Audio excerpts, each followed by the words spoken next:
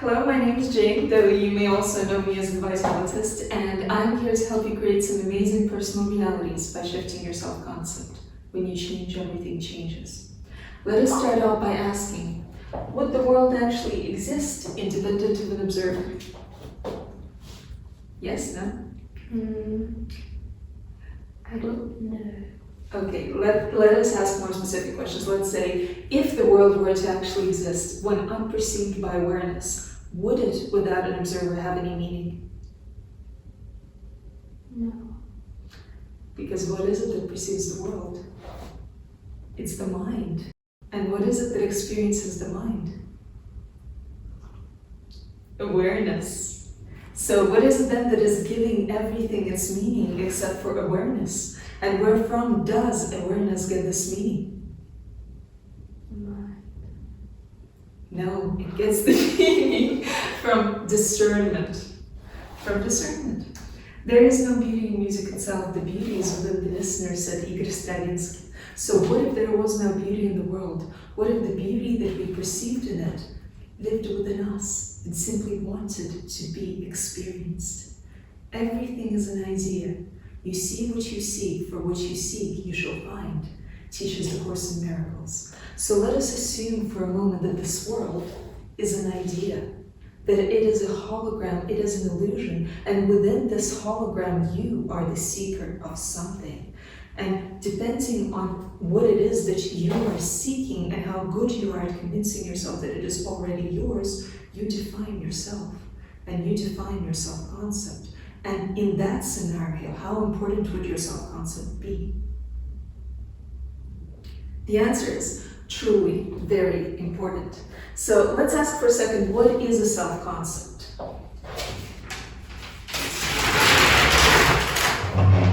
Oh, there we go.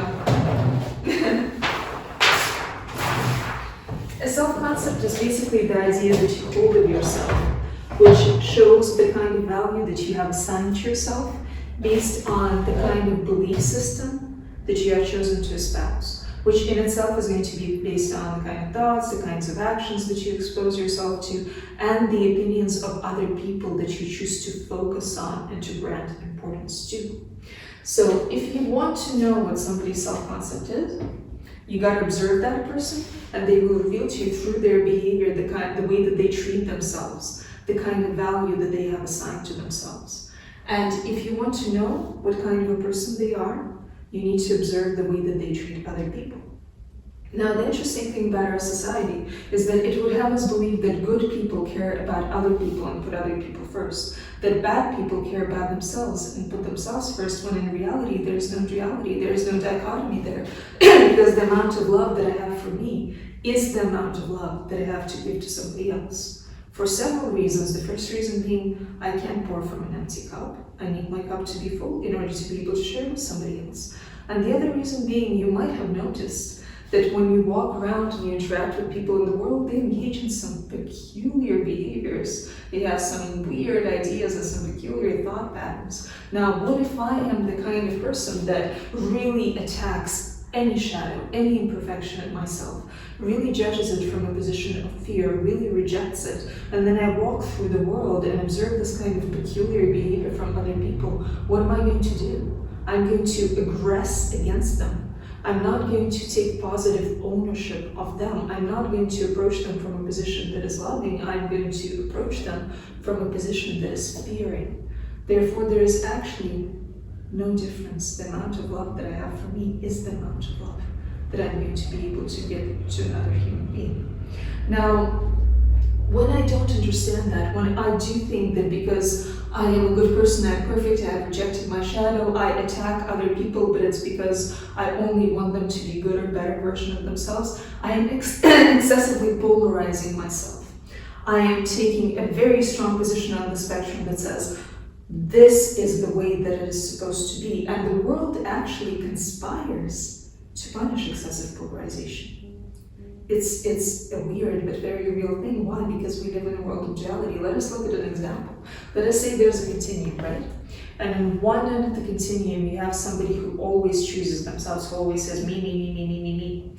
On the other end of the continuum, you have somebody who always chooses others, says them, them, them, them, them. Either one of these people is out of balance. The person who's always saying me is negating the value of external input.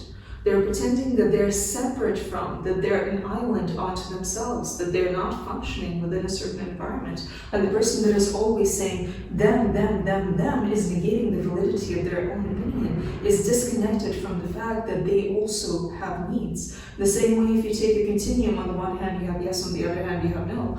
Who is the person who's always, always, no matter what, going to say yes? It is not going to be a person that's in balance. What about a person who always says no? So excessive polarization always is going to have very high consequences. And I want us to look at that kind of excessive polarization when it comes to mindset and the world itself, and the kind of world concept that we have, and the kind of relationship that we have with the environment where we live. So, this is another continuum. And on the one end of this continuum, what we have is negative separation or duality from the world. Here we have positive separation or duality with the world, and in the middle we have degrees of unity, or if you prefer, degrees of mastery. So what is negative separation and duality? It's basically the rejection of the idea of the mirror, of the hologram that is the world, due to victim mindset. You say, I am hurt by the world, I am abused by the world is always taking advantage of me. You're separating yourself, and you are suffering as the subordinate. Here you have positive separation duality. It's the same thing. You're separating yourself from the world, and you're basically escaping the reflection that the world provides you with as a seeker through ego aggrandizement, through saying, I am separate from, and I am better than. And in the middle, you have degrees of unity, which say, as within, so without. And this is where the mastery comes, because this is where you take positive ownership of yourself as a seeker, of your life, of your environment, and of the world as your mirror. So let us examine for a moment the three key areas of our lives and how this can apply. Do you know what the three key areas of life are? What are they to you?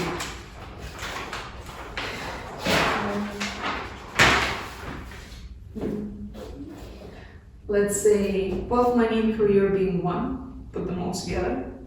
Let's say another one being relationships with people, relationships with spirit and God, and love generally, and the other one being health. So here we have a continuum that also goes from very negative beliefs to very positive beliefs. And in the middle here we have neutral beliefs. On the very negative spectrum of the beliefs, let us start off with examining wealth, money, and career. We have beliefs like, I can barely survive, I'm a liability, resources are scarce, the system's not fair, making money is impossible. Do you have any ideas of what we could add? There are no ideas. On the very positive side of it, we have, my wealth is infinite, there are endless resources, there is no risk at all, I cannot fail, and only idiots lose. Right? Yeah, those aren't factual statements, just for the record. And in the neutral area, you have resources exist, I feel worthy, I see the downside, I see the upside, and I also feel prepared. So if you want to have the strongest, most empowered position, where on the spectrum do you want to land? Do you want to be very negative, very positive, or some degree of neutral? Neutral. Yeah, as your starting point, you always want to have some degree of neutral. Why? Because it avoids excessive polarization. Yeah? Because it shows that you can see the upside, you can see the downside, you can see the risks, you can see the benefits. It's actually a very, very difficult task. And believe it or not, 90% of the people in the world and things that matter to them do not have the caliber to take off those rose-colored spectacles and to see reality exactly as it is. 90% of the people that surround us will always try to shift reality, mold it into something that actually it is not, that serves their known or their hidden agenda. If you're capable of carrying out this first step, you're already ahead of the masses.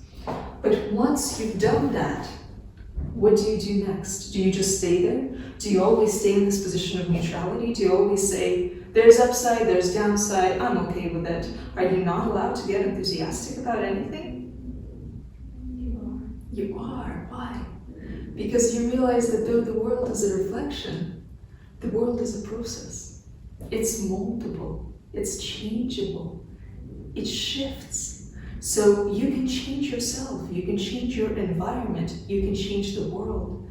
Certainly the world that is being reflected back to you, and you change it by mastering these self-concepts. So you start off as the strongest starting point with a position of neutrality or some degree of neutrality. You have the caliber to take off the pink-colored spectacles, and then starting from some position of neutrality, you become fearlessly and unapologetically enthusiastic.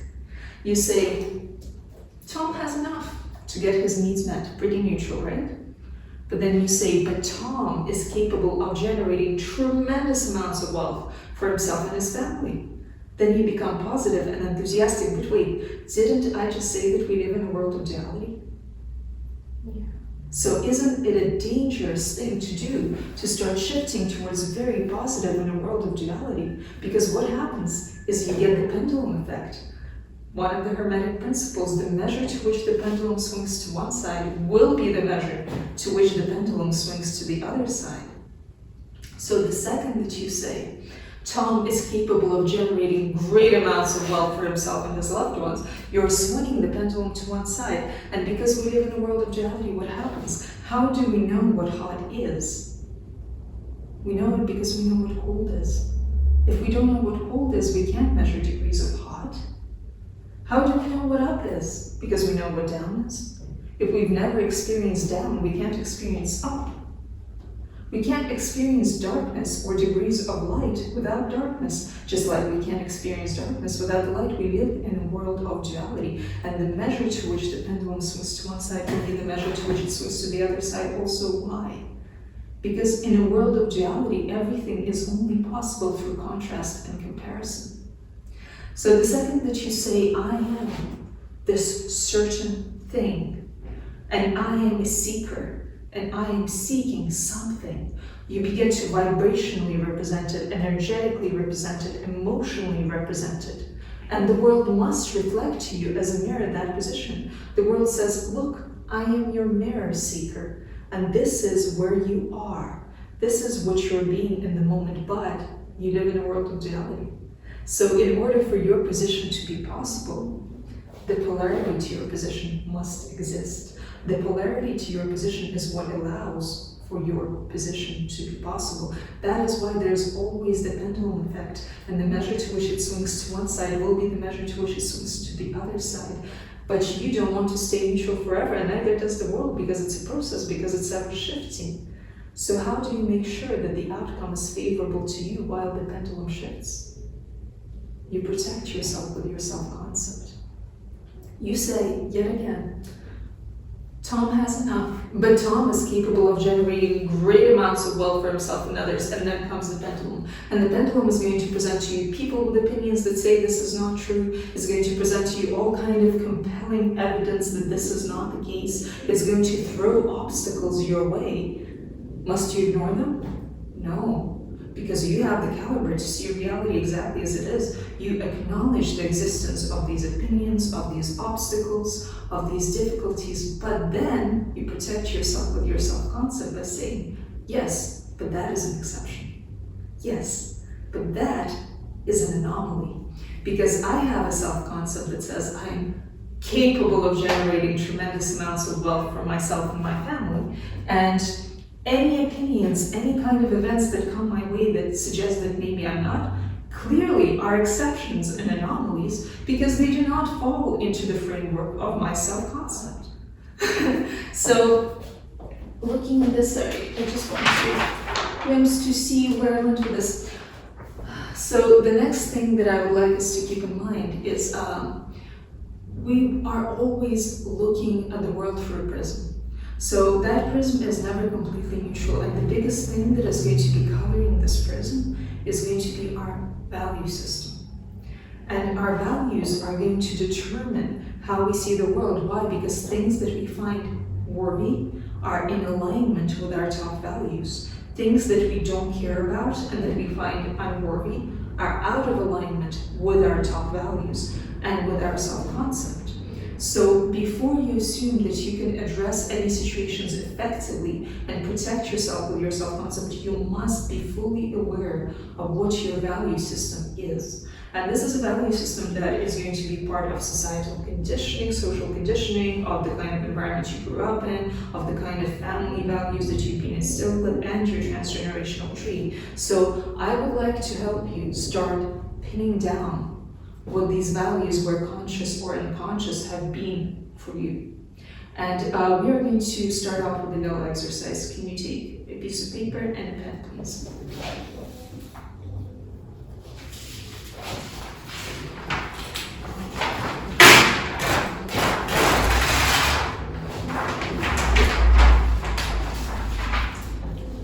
And as part of this exercise, we're going to pretend that a triangle is a man and that a circle is a woman. And in this case, the triangle will represent your father or your father figure, and the circle will represent your mother or your mother figure. So I would appreciate it if you drew both down next to each other and then drew a line in between.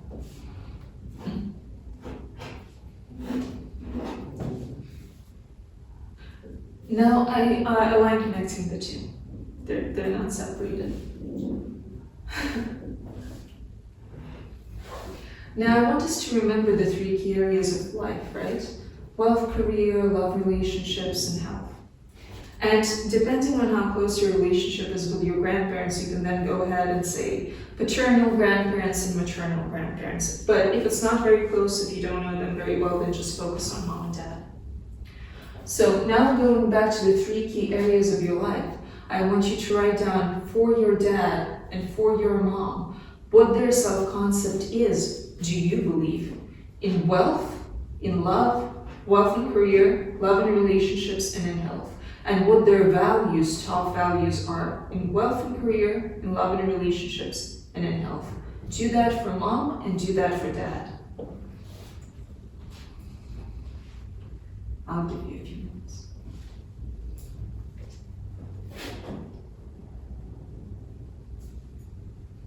Examples, okay. So let's say wealth, let's say I'm a multimillionaire. I am an excellent entrepreneur, I am unstoppable, would be examples of self-concept and wealth, right? Values would be freedom, ability to be creative in the way that I want, accumulation of abundance and assets, something along these lines. That's a very typical standard example. Or in wealth, you could say wealth is bad, rich people are bad, they're amoral, they're criminals, and I do not pursue a career because I am too good for the corporate world. Something along these lines is what you would be looking for.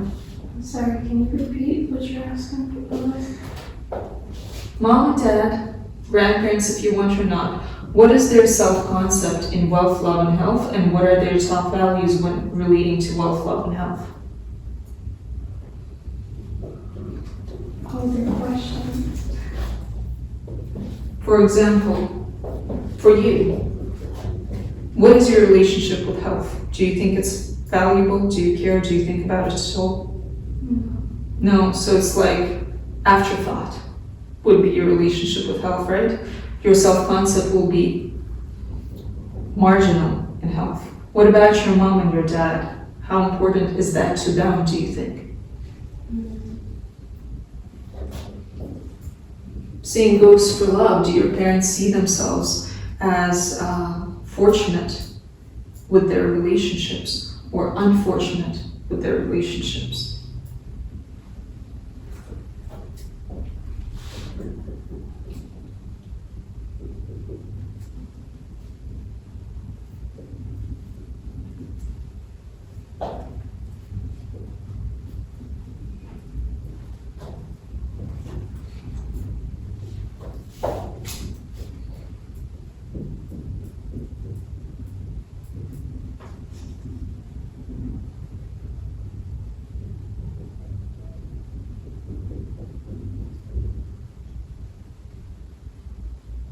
Is wealth a top value? Is love a top value? Is health a top value? And once you're done with that, well, anyway, we'll get there. What was the second one? The second one, after what they think of each. Values. Is it a high value? This area of life, is being successful in it or unsuccessful in it a high value? The amount of attention that somebody gives to it, the amount of priority.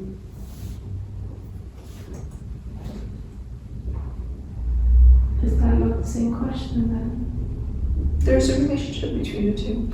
You can go with one over the other, it's okay.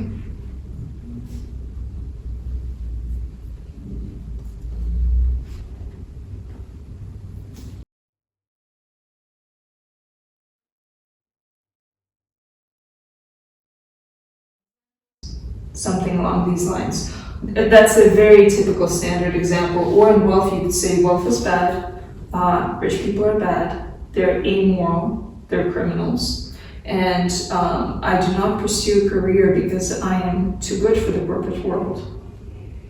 Something along these lines is what you would be looking for. Sorry, can you repeat what you're asking for? Mom and dad, grandparents if you want or not, what is their self-concept in wealth, love, and health, and what are their top values when relating to wealth, love, and health? Pose your question. For example, for you, what is your relationship with health? Do you think it's valuable? Do you care? Do you think about it at all? No, so it's like afterthought would be your relationship with health, right? Your self-concept will be marginal in health. What about your mom and your dad? How important is that to them, do you think? Same goes for love. Do your parents see themselves as fortunate with their relationships or unfortunate with their relationships?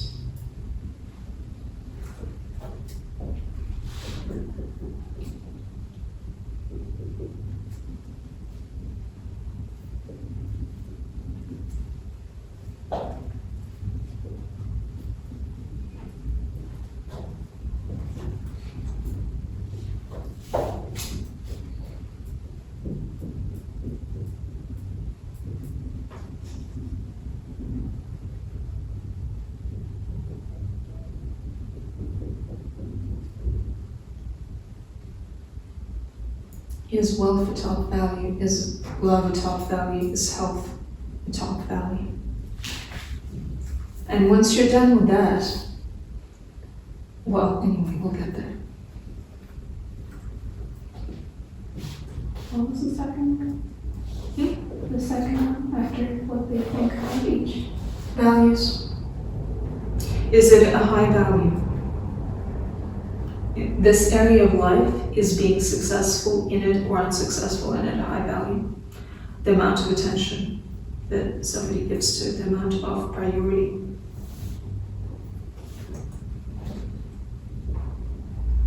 Is that not the same question then? There's a relationship between the two. You can go with one over the other, it's okay.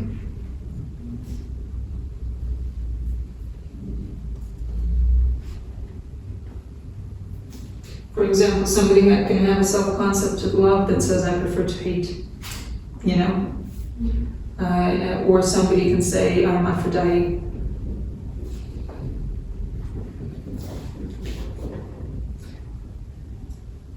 All right, do you want to start off what you got for Dad? Health, important at times. Like a neutral. Okay. Love, high. And wealth, high. Are those two areas successfully positive? Both of them? Yeah. What about Mom?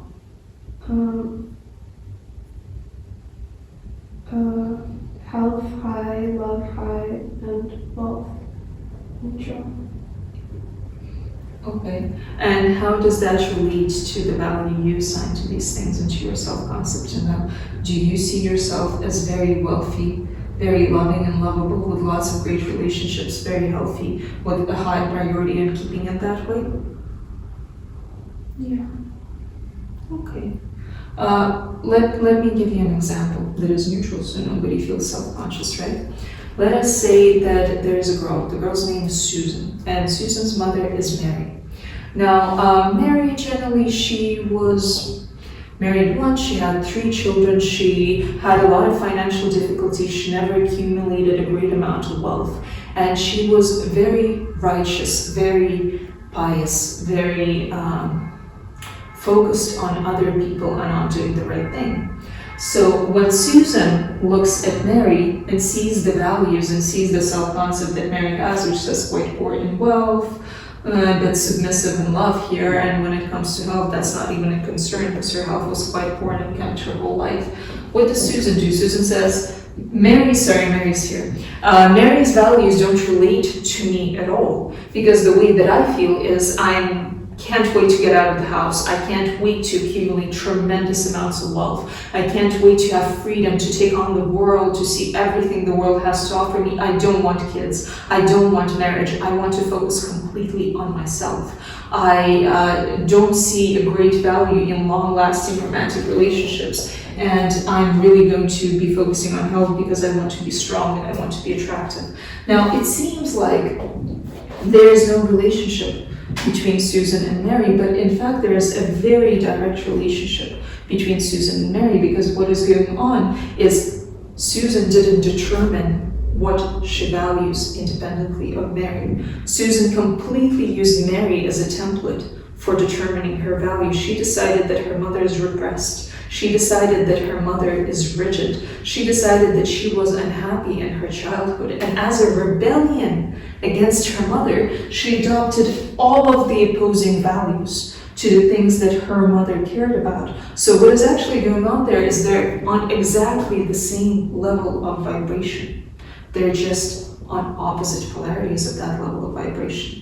And let's say that Susan in this case also has a very fragile relationship with her father, who wanted her to be a firstborn boy and was very disappointed in the fact that she's a girl. And then she goes ahead and sees men as mostly useless and absent from your life.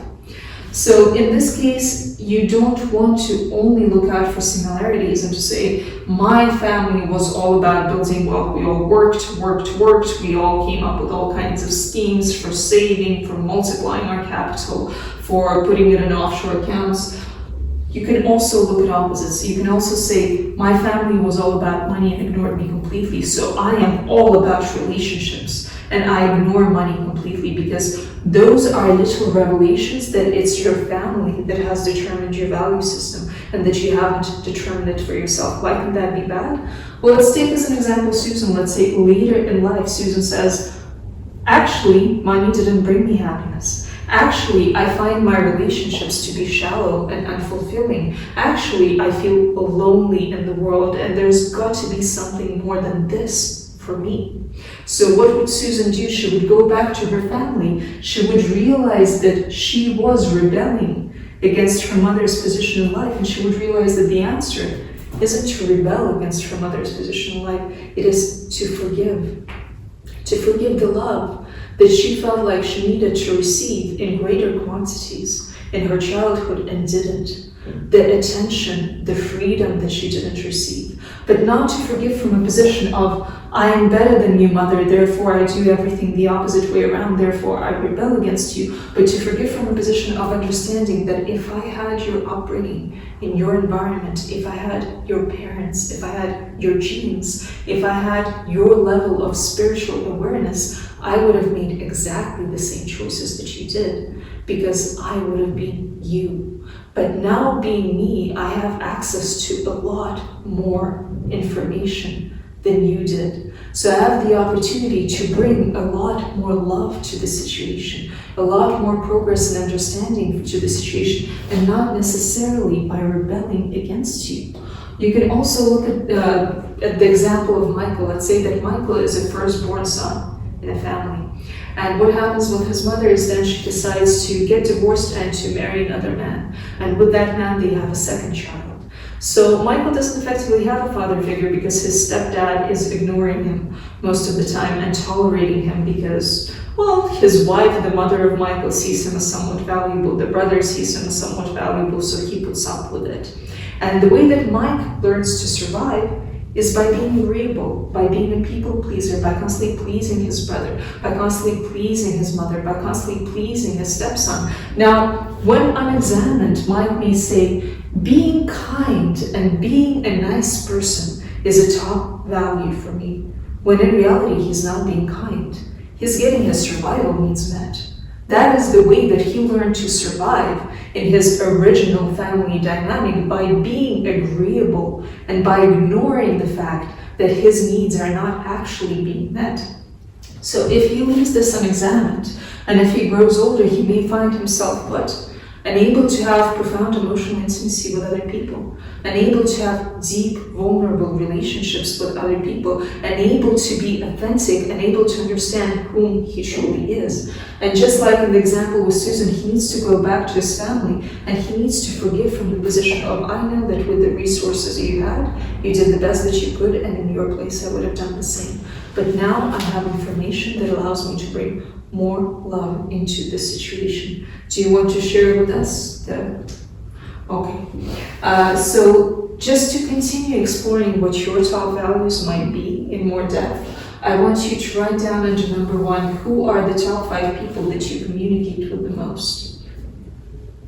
So what would Susan do? She would go back to her family. She would realize that she was rebelling against her mother's position in life, and she would realize that the answer isn't to rebel against her mother's position in life, it is to forgive the love that she felt like she needed to receive in greater quantities in her childhood and didn't, the attention, the freedom that she didn't receive, but not to forgive from a position of, I am better than you, mother, therefore I do everything the opposite way around, therefore I rebel against you, but to forgive from a position of understanding that if I had your upbringing in your environment, if I had your parents, if I had your genes, if I had your level of spiritual awareness, I would have made exactly the same choices that you did, because I would have been you. But now being me, I have access to a lot more information than you did. So I have the opportunity to bring a lot more love to the situation, a lot more progress and understanding to the situation, and not necessarily by rebelling against you. You can also look at the example of Michael. Let's say that Michael is a firstborn son in a family. And what happens with his mother is then she decides to get divorced and to marry another man. And with that man, they have a second child. So Michael doesn't effectively have a father figure because his stepdad is ignoring him most of the time and tolerating him because, well, his wife, the mother of Michael, sees him as somewhat valuable. The brother sees him as somewhat valuable, so he puts up with it. And the way that Mike learns to survive is by being agreeable, by being a people pleaser, by constantly pleasing his brother, by constantly pleasing his mother, by constantly pleasing his stepson. Now, when unexamined, Mike may say, being kind and being a nice person is a top value for me, when in reality he's not being kind. He's getting his survival needs met. That is the way that he learned to survive in his original family dynamic, by being agreeable and by ignoring the fact that his needs are not actually being met. So if he leaves this unexamined, and if he grows older, he may find himself unable to have profound emotional intimacy with other people, unable to have deep, vulnerable relationships with other people, unable to be authentic, unable to understand whom he truly is. And just like in the example with Susan, he needs to go back to his family and he needs to forgive from the position of, I know that with the resources you had, you did the best that you could, and in your place I would have done the same. But now I have information that allows me to bring more love into this situation. Do you want to share with us? Okay. So just to continue exploring what your top values might be in more depth, I want you to write down under number 1, who are the top 5 people that you communicate with the most?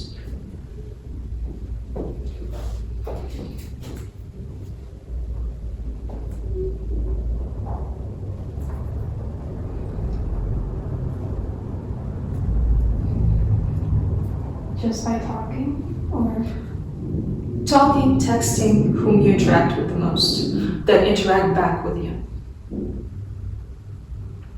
It's not like, somebody you decided to stalk, so you go on romantic walks together that they're unaware of.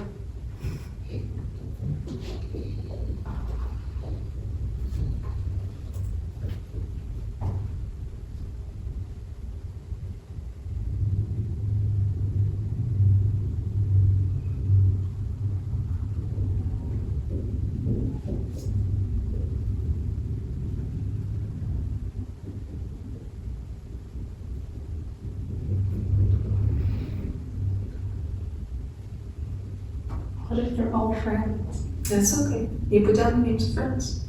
The names? Yeah, put down their names. Don't worry, we're not going to show it to them so they don't find out their order of priority in your life.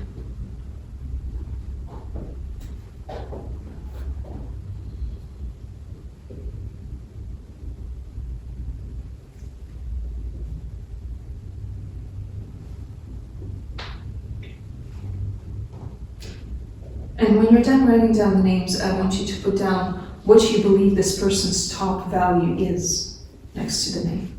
What they value the most in life from observing them. Is it their teddy bear? Is it their dog? Is it their relationship with their partner? Is it their left toe?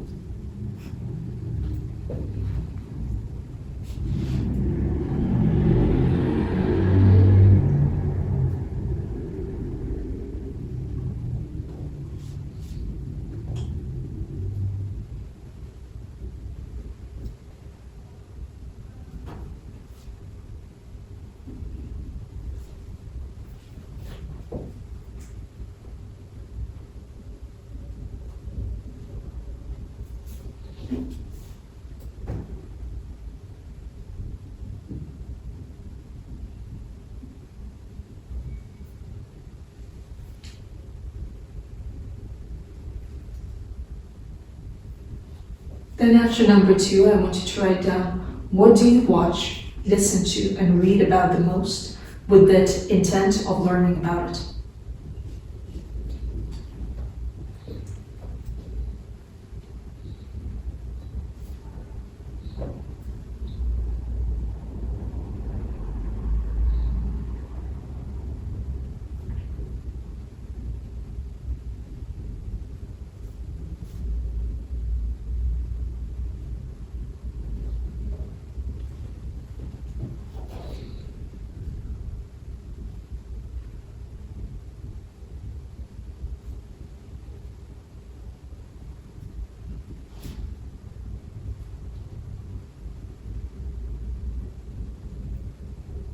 And number 3, what subjects do you think about the most?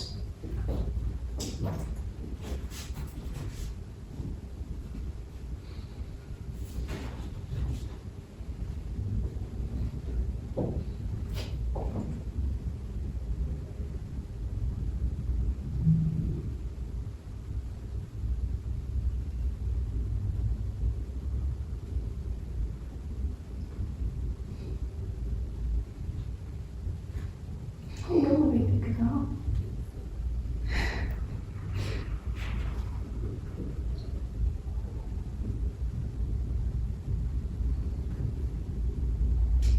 What I want you to do now is to look at any overlaps.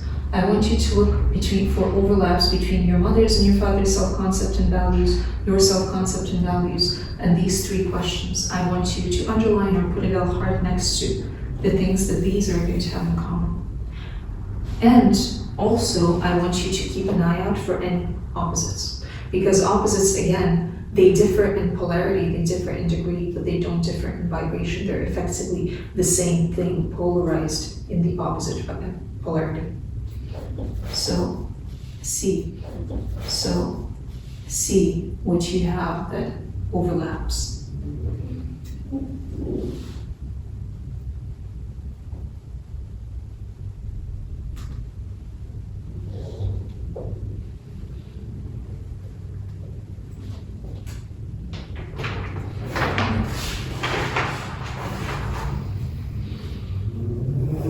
Did you find anything? Any overlaps or any opposites? What do you Any repetitions? Did you find any repetitions or any opposites? Put a circle around those because those are going to be among your top values. Now, your top values are going to be helping you assess your worth, and your top values are going to be helping you assess the worth of other people. For example, if I am extremely intelligent and I value that intelligence, but I meet somebody who doesn't value it because they only like buffy girls, and they don't particularly care about whether I'm intelligent or not, immediately we'll find that our value systems don't overlap. And therefore, we do not see eye to eye with each other. So keep what you have right now in mind. And keep another thing in mind also. Keep in mind that regardless of your values, your worth isn't going to be objective. Your worth is in part going to be your values, but in part it's also going to be a decision. For example, let us say that you live on a street and it's this big residential street. And there's no shops on the street at all, there's nothing to do on the street at all except for cars to pass by and for the kids to play. And then a cafe decides to move in on the street. Now you have a cafe now. Everybody's happy, everybody's going to the cafe, and the cafe is making good money. But then a second cafe decides to move in on the street. This cafe not only offers coffee, but it's also a recognizable brand. So people support it and it's also making great money. Then another cafe moves in on the street. This cafe not only is brand, not only makes great coffee, but it makes it at cheaper prices. So it's also successful. And then a fourth cafe moves in on the street as well. Thank goodness it's a big street. And this cafe has expensive coffee that is not particularly good and it's not a recognizable brand. So what would you expect? Well, regardless of what you expect, it actually also does well for themselves because people also go there. It's also interesting. There's enough demand. And they also make money. So you have to keep in mind that it's not objective. Your worth isn't objective. The value that other people are going to assign that correlates to the values that you assign or doesn't correlate to the values that you assign isn't going to be objective. And in big part, it will depend on the self-concept that the cafe owner or that you chooses to embrace that says, no, this could still work. I can see this still being valuable, despite the logical fallacies that you supposedly can take a look at. Doesn't mean you don't prepare, in case it doesn't. All right, now I would like us to take a little bit of a break. And when we come back, I want us to examine another crucial determinant in what your current self-concept is. Yeah? Going back to this idea that the world is an idea and you are a magnificent seeker that is seeking something and convincing yourself that you already have it. One of the things that is going to reveal to you what it is in fact that you're seeking and that you're trying to get is going to be, believe it or not, the Maslow pyramid of needs. Now, keep in mind that this is imperfect science, but it may apply in its current shape to most people. For some people, some of these categories will be flipped. For one person, self-esteem will come before love, for another, love will come after self-esteem, but for most people, this is the way that it looks, yeah? So what we have here, are we familiar with the Maslow pyramid of needs? It's the kind of needs that you have that need to be met before you can move on and concern yourself with any of the higher end needs that need to be met. For example, at the very bottom of the pyramid, you have your physiological needs. There's breathing, food, water, shelter, clothing, and sleep. So if you're struggling to breathe, that's pretty fundamental. That's going to be all that you're thinking about. You're not going to be able to move on higher up and truly concern yourself with safety and security. If you're in safety and security, then the needs that you're trying to get met are going to be health, employment, property, safety, social ability, feeling protected by society, feeling like your rights are protected by society, feeling like you have an opportunity to provide for yourself. Once these needs are met, physiological needs met, safety and security met, most people can go ahead and concern themselves with love and belonging. You think about friendship, family, intimacy, sense of connection. And then, when you have the love and belonging in place, you can start building your self-esteem. A mistake that a lot of people make when they think they cannot have love and belonging and have a great self-esteem, when in fact for most people that is not the case. Then, after having this intimacy, this sense of connection and support, you build your self-esteem from a place of confidence, achievement, respect for others, the need to be a unique individual. And once this is in place, you can move towards self-actualization. Morality, creativity, spontaneity, acceptance, experience of purpose, meaning, and inner potential. So I want you to take a look at this, and I want you to identify some of these needs that you aren't having met in your life. Are you getting all of them met? Are you like way at the top of self-actualization? Because almost nobody is.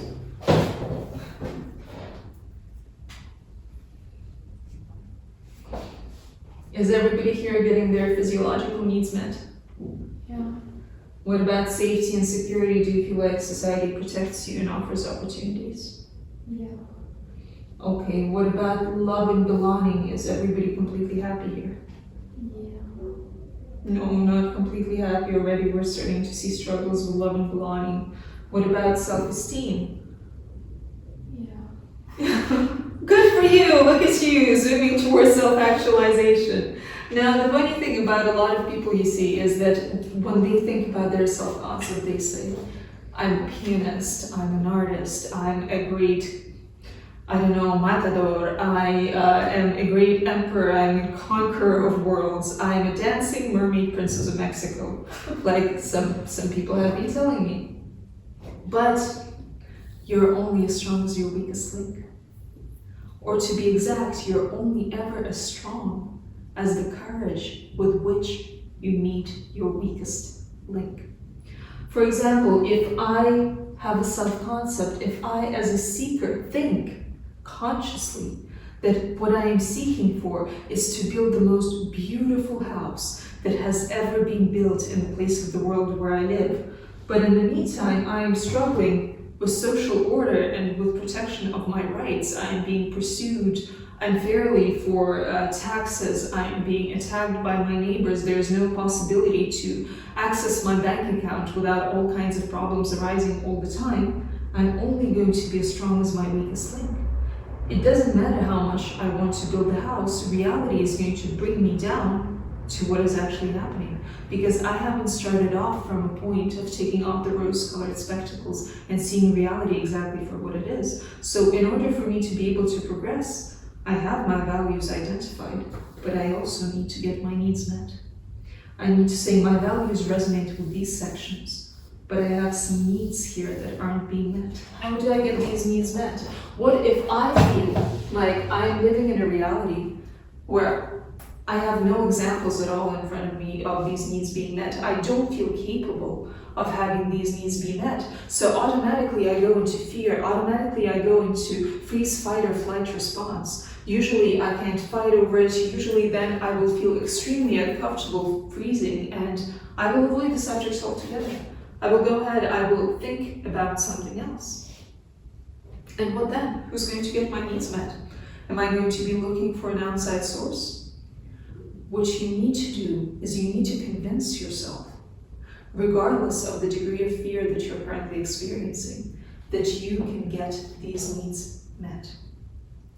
That you are exactly the person, you are exactly the hero, you are exactly the champion that is needed to meet these needs in your life. You convince yourself in part by looking for confirmation.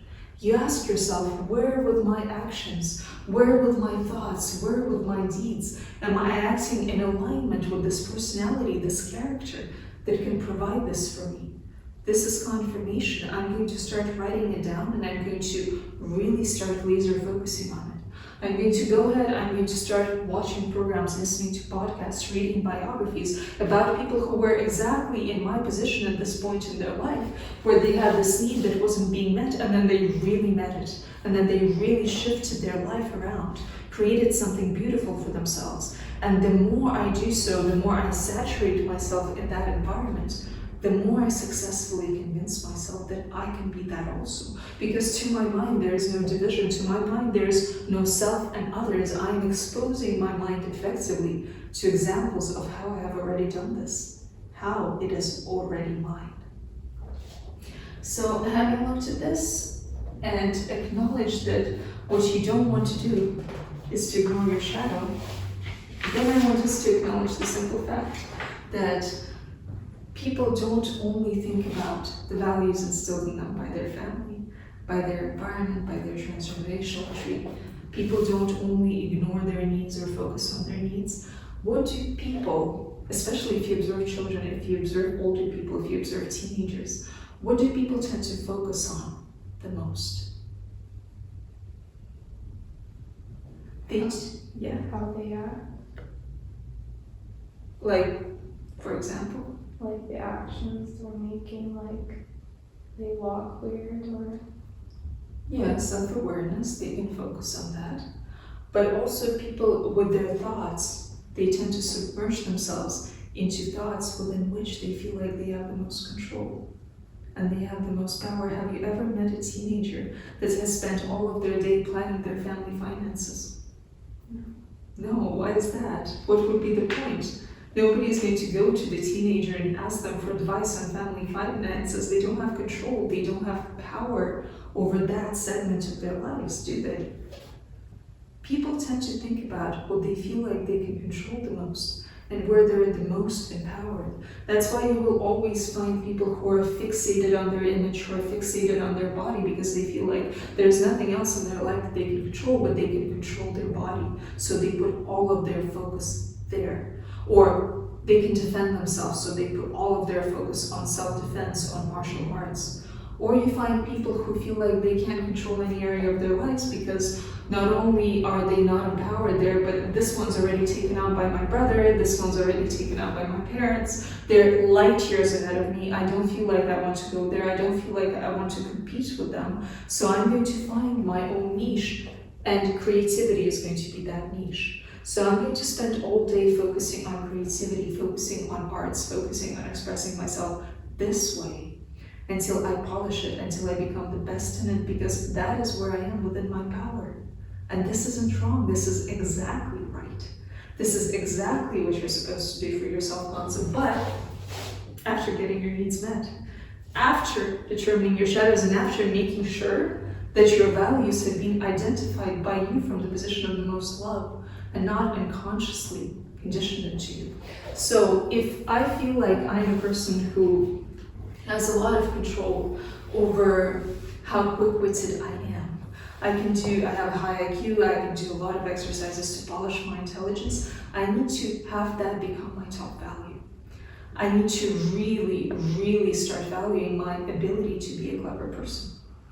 But not at the expense of others, not by mocking everyone else over how stupid they are, not from a place of separation, but from a place of support for myself. I embrace that self-concept. And any evidence that comes into the contrary, I say this is an anomaly and this is an exception. The same way, if I'm a person who feels like I can make things very beautiful, I can make myself very beautiful, I am very beautiful, I turn that into my top value, and I minimize and see as exceptions any evidence that says this doesn't matter, because it matters to me, because it empowers me, because it doesn't matter what other people think, what their values are, what they want to get out of me. I'm empowering me, I'm not empowering them, I'm not being agreeable, I'm not people-pleasing, and I'm not treating it as a coincidence that this is the area of my life that I have control over. Yeah? So, just to recap everything that we have mentioned. First, we start off by taking off the rose-colored spectacles, and from a position of neutrality, we see the downside, we see the upside, and we avoid excessive attention. Then we identify the values that we have inherited that aren't necessarily ours, and we ask ourselves, is this loving? Does this need to be forgiven? Does this serve me? Then we identify the needs that aren't being met, and we convince ourselves that we are the champion that is exactly the person that is needed to meet those needs. Then we identify our top qualities, the ones that we feel like we have them under control, like we are empowered in these areas, and we turn these qualities into our top values. And now we're talking about holding as favorable of a self-concept as we can have. So let's go back to life. Let's go back to this world being an idea, the mind is perceiving the idea, awareness is experiencing the mind. Awareness is granting everything its meaning, and this meaning is coming from discernment. So what effectively is this journey? This journey is an ability of us to grow as discernment, not judgment, which comes from a place of fear, but to grow in discernment and to grow in our ability to bring love into any situation. Love for the world as a mirror, love for ourselves, love for other people. In the words of Frida Kahlo, if she could give you a little bit of perspective on the kind of approach you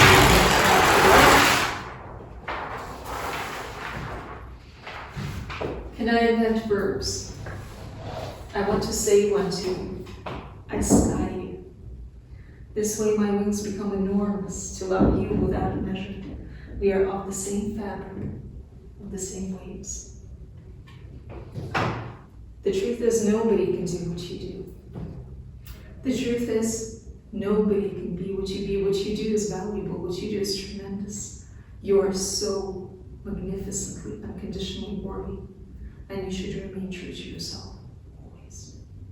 All right, thanks guys, and now we go to the Q&A. Yeah? All right, Loves, do you have any questions? Yeah, I do. Yeah. So I see money as something bad. Whenever I have it, I feel like I'm taking it away from somebody else. How do I not feel like that? All right, so you feel like you're taking it away from somebody else, but do you take it and do you put it under your mattress and hide it forever, making sure that you do nothing with it? No, you probably use that money, you probably then go ahead and spend that money. And you spend that money to buy something for yourself, to support a local business, to support somebody who's providing services to you. So basically what you're doing is you're not taking the money out of the system, you are including yourself in the system. You're saying, pass a little bit more to me and then I will pass it on to somebody else. It's like a river flowing. In fact, if you look at the economy, the more people participate and include themselves in the system, the higher the GDP is going to be, the higher the wealth of the country is going to be, the higher the consumer spending is going to be. So when you have money, you didn't steal the money. You gave yourself the opportunity whom you're going to direct that money to next. If a person really wants to be able to empower themselves, for example, with a certain education, is money going to be an evil for them? No, money is going to be a net positive for them. If a person needs clothes and they get themselves clothes and they use the money to help the shop, suppose it doesn't sponsor sweatshops, is that a negative for them? No, it's a positive for whomever they're purchasing the product from, and it's a positive for them as well. So you're just deciding on your degree of participation. And there's also this idea in society that a person, when they get money, they become drunk with power and they become some sort of evil. The reality is, a person just shows their true colors. The way that a person becomes their empowered version is whom they have always been. It's just the degrees to which before they have dared to show that, and the degrees to which they dare to show it now. A person doesn't change with money, they reveal themselves. Yeah. All right, any more questions? Yeah, I have one more. Yeah. I have another question. So how do I shift in the concept of myself as somebody who's the chosen one? Okay, so let's say you've met in your life people whom you consider to have been chosen in love, right? Mm-hmm. And you've observed the kind of behaviors that these people engage in. You've observed the kind of interactions that they have. When they interact with another person, they assume that that person is going to see them favorably, don't they? And they approach that person in a certain way. Do they feel the need to chase somebody if they know that they're chosen and their best option? They don't feel the need to chase somebody. Do they feel the need to beg, to plead, to convince somebody that they should choose them? No, in fact, when they're engaging in this kind of behavior, they're coming up to somebody and they're saying, you should choose me, you should choose me, you should choose me. It's going to have an opposite, it's going to have a negative effect. Consider if you have a friend, right? And you walk into the bathroom and you see that friend standing in front of the mirror and go, I'm human, I'm human, I'm human, I'm human. What would be your assumption? They're not. They're not human, right? Because if you're human and it's obvious, then why are you standing in front of the mirror trying to convince yourself that you're human? So when somebody else approaches you and says, I'm great, let me show you, I'm the best, I'm great, immediately, because your mind doesn't see differences, your mind doesn't see separation between yourself and them, your mind is going to go like, oh, you're probably not, because if you are, why do you feel the need to say that to me? So if you're transitioning to the concept of yourself as chosen, you're simply assuming the reality of somebody who's chosen, of somebody who's best option, of somebody who is approached, of somebody who is chased, of somebody who is liked, of somebody who has options, and not the other way around. You don't compete with people. You acknowledge if there is competition because you're not too scared to see reality for exactly what it is, but you stand firmly grounded in your self-concept of you being the best option. Yeah? Mm-hmm. All right. All right, very good, guys. Thank you for coming.